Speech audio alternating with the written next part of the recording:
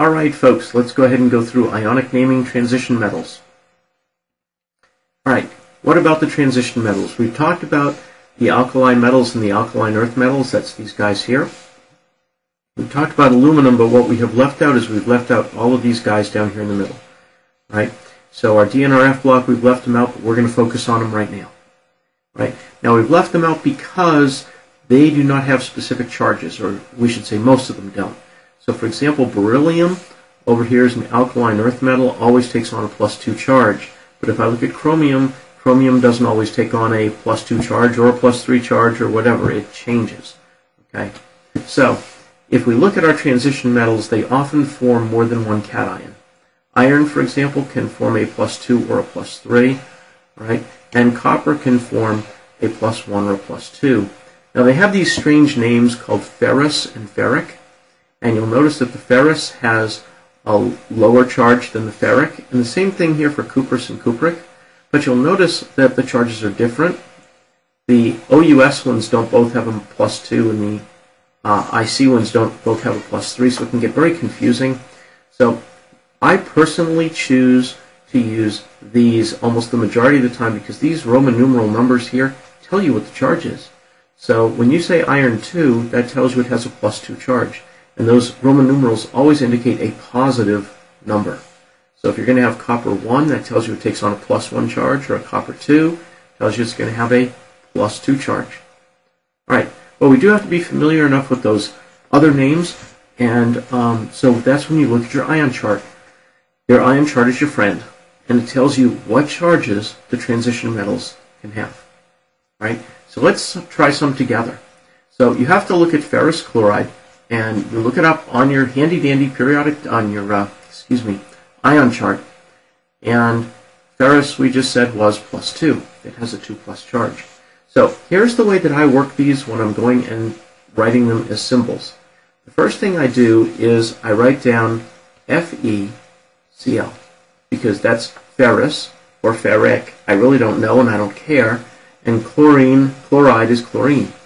So then I think of my charges. That's 1-, and that's 2+.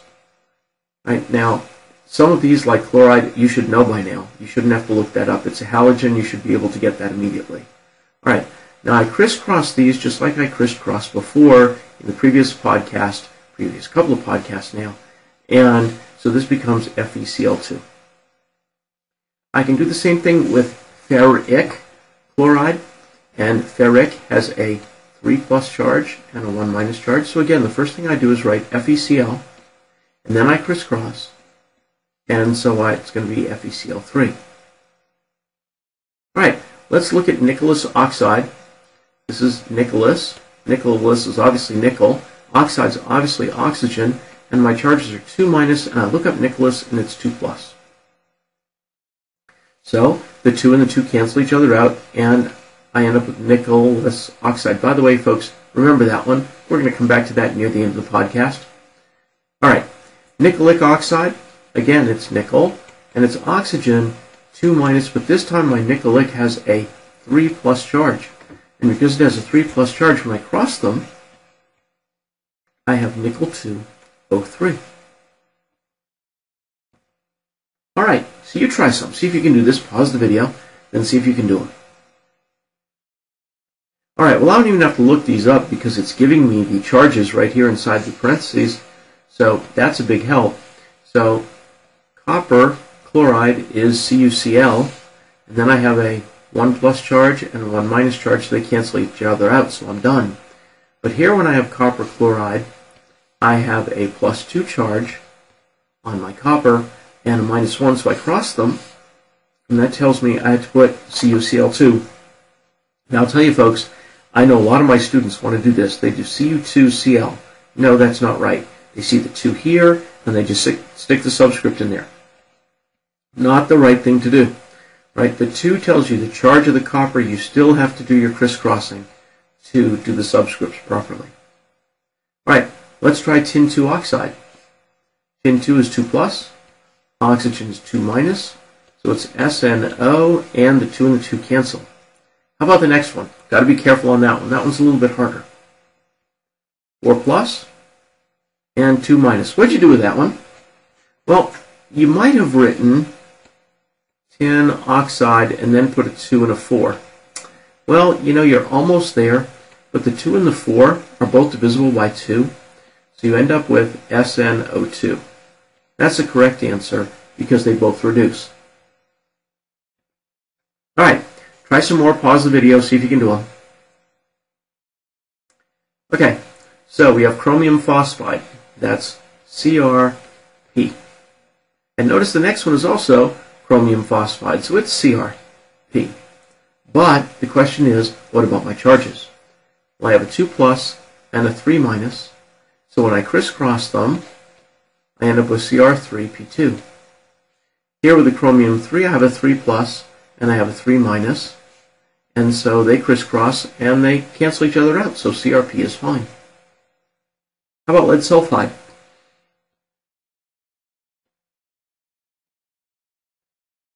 They're both lead, they're both sulfide, right? But here I have a 2 plus and a 2 minus, so they cancel each other out.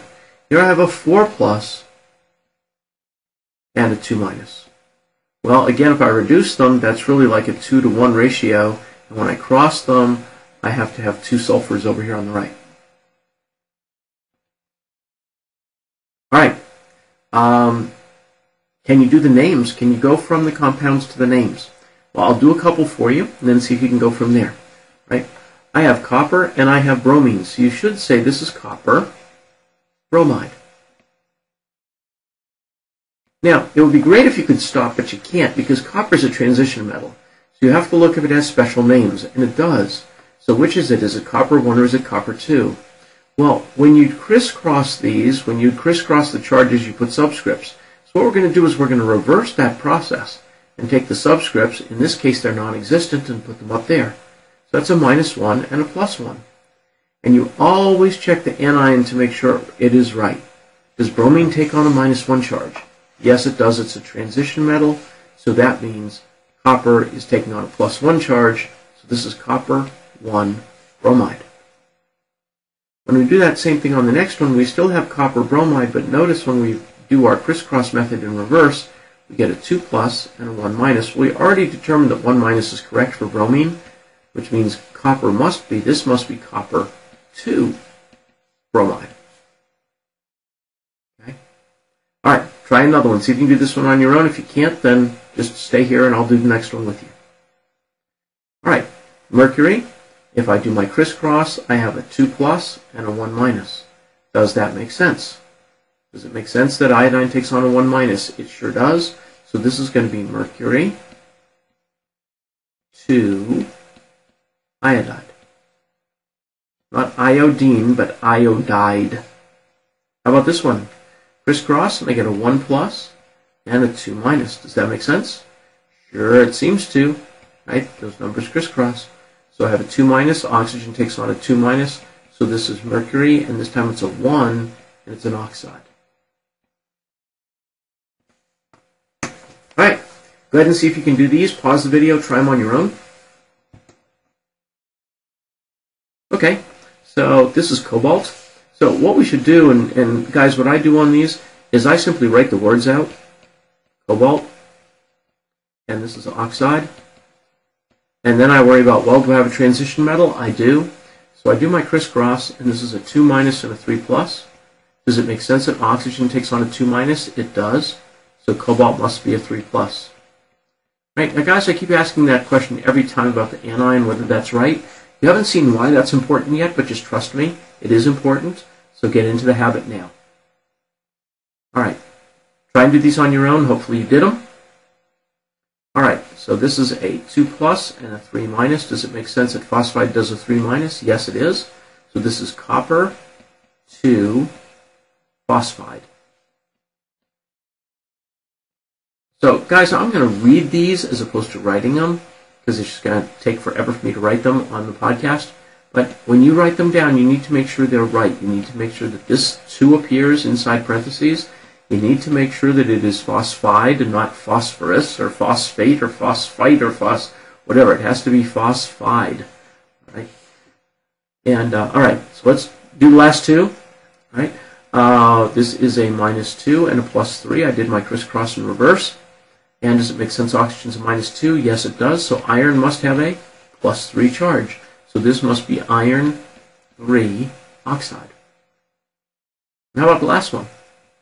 Well, this says this is a 4, and I have a 3 over here. Does it make sense that phosphorus takes on a -3 charge? Yes, it does. It's in the nitrogen group, which means this is tin 4. Tin 4 phosphide. All right. Now, there are some transition metals that don't have Roman numerals. So if you look at your ion chart, you'll notice that bismuth doesn't have any. So this is just bismuth fluoride, followed by cadmium oxide. Again, there's no number there. So can you do the last two? Pause the video, see if you can do them. All right, hopefully that was easy for you. That's zinc chloride and silver oxide. Again, you'll notice those do not have Roman numerals with them, just because the great preponderance of the time, they always take on the same charge. All right, now we have a couple that can be confusing, so I want to show you one and then see if you can do the last couple on your own. Right? Copper fluoride, you say, well, I have a 1-to-1 relationship, so this is a 1- and that's a 1+. Does that make sense that fluorine would take on a 1-? It does. So this is copper 1 fluoride. What about the next one, though? All right, when I crisscross my numbers, I get a 1+ and I get a 1-. Does it make sense that oxygen takes on a 1- charge? And the answer is no. This is the first time that's happened. So you say, well, what I have to do is I have to double it because it has to be a 2- charge. But if I double the oxygen, I have to double the other side. So that has to become a 2+. So this one is copper 2 oxide. Oh, wait. You say, he just lost me. Well, let's try this in reverse, right? So just hold that thought and look at copper oxide for a second. Copper 2 oxide. Let's forget what's on the left. Just look at copper 2 oxide. Well, copper takes on a 2+ charge, and oxygen takes on a 2- charge. So is this Cu2O2? Well, no, it's not, because the 2 and the 2 cancel each other out. They're the same number. So I would write down CuO. Oh, look. That's what we started with. That's why you always check the anion to make sure the anion is the correct charge. All right, try and do the last two, see if you can do them. All right, iron, we have iron and we have nitrogen, and they both look like they're +1 and -1. But does nitrogen take on a -1 charge? No, it does not. It takes on a 3- charge. So I had to triple my nitrogen, so that means I have to triple my iron as well. So this is 3+. So this would be iron, that isn't even spelled right, iron 3 nitride. And how about your last one? Well, again, that 1-to-1 ratio, but you say oxygen doesn't take on a 1- charge, it takes on a 2- charge. So to balance it, it would have to be a 2+ charge. So this means this has to be iron 2 oxide.